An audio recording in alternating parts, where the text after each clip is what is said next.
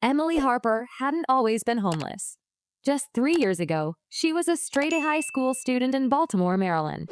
Her mother worked two jobs to provide for them after Emily's father died in a car accident. Life wasn't easy, but they had each other. That changed the day her mother was diagnosed with cancer. The medical bills swallowed everything. Within months, Emily was left with no home, no parents, and no money. She wandered the cold streets with a torn backpack, sleeping in shelters or beneath the 12th Street Bridge. She begged for food outside cafes and avoided eye contact with strangers who judged her without knowing her story. But through all of it, she never gave up on one thing: hope. One rainy evening, Emily sat near the steps of a hotel in downtown Baltimore. Soaked, hungry, and shivering, she was ready to give up. But then, a man in a tailored black suit stopped, holding an umbrella over her. "You okay, miss?" he asked, his voice deep but gentle. She hesitated before nodding. "I'm fine." "No, you're not." The man introduced himself as David Langston, a young and upcoming senator from New York. He offered her coffee and a warm meal at the hotel's restaurant. "Why are you helping me?" Emily asked between bites. David looked at her with sincerity. "Because you remind me of where I came from. I grew up in a trailer park. I know what it means to be invisible." That night didn't end in a fairy tale rescue. David didn't take her home or give her money, but he gave her his card. "If you ever want to change your life, call me," he said before disappearing into the rain. For days, Emily stared at the business card. Senator David Langston, Office of Social Equity. Finally, she walked to the local library, used a free computer, and sent him an email. Subject: "You said I could change my life. I'm ready." Within 24 hours, David's office responded.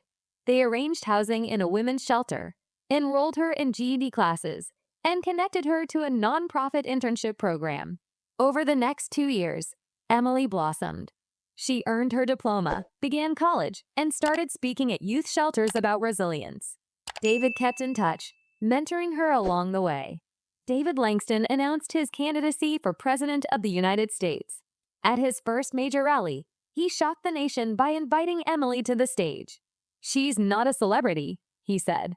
"She's not rich or famous. She's the future of this country." Emily's speech went viral. America fell in love with her story of survival.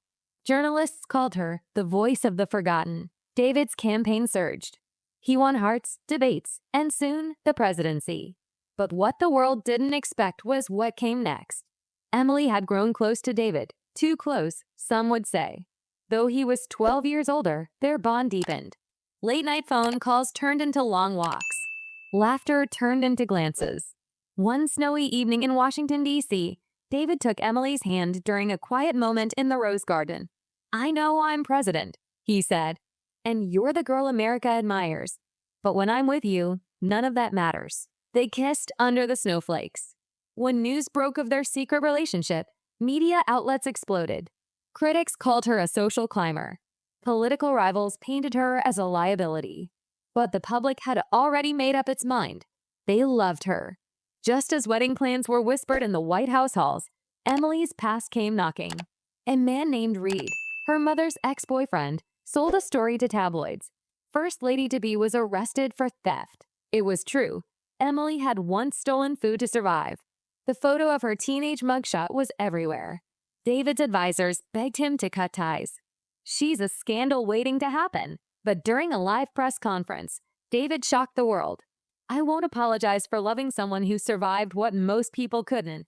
Emily Harper is more than her past. She's America's future." Cheers erupted across the country. 2 years later, Emily walked down the aisle at the National Cathedral. The president stood at the altar, eyes shining. The homeless girl had become the First Lady of the United States. She didn't forget her roots. As First Lady, Emily launched the New Hope Initiative, helping thousands of homeless youth across the country find housing, education, and dignity. She gave powerful speeches, lobbied Congress, and toured shelters unannounced, talking to teens just like she once was. But behind the public role, Emily remained the same girl who once cried under a bridge. She never wore makeup unless necessary. She kept her mother's photo beside her bed. And every year on the anniversary of her mother's death, She visited Baltimore and left flowers at the hospital steps. In her third year as First Lady, Emily was invited to speak at the United Nations. Her speech was titled, "Dignity for the Invisible." With tears in her eyes, she said, "I was once a girl no one saw. A girl people stepped over on sidewalks. But one person saw me. One act of kindness saved my life. If we can see the invisible, hear the silent, and love the forgotten, then we haven't just changed a life, we've changed the world." The room erupted in applause. Foreign dignitaries stood. Even her critics wept. That night, David whispered in her ear, "You're the real president between the two of us." She laughed. Don't let the voters hear that. Epilogue. The bench by the bridge. Years later, after David's presidency ended, they moved into a modest home in Virginia. One afternoon, Emily visited the 12th Street Bridge in Baltimore. She sat on the same bench where she had once shivered alone. Now it had a plaque, dedicated to all who believe in second chances.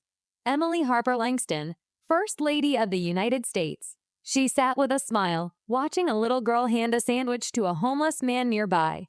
Kindness had come full circle.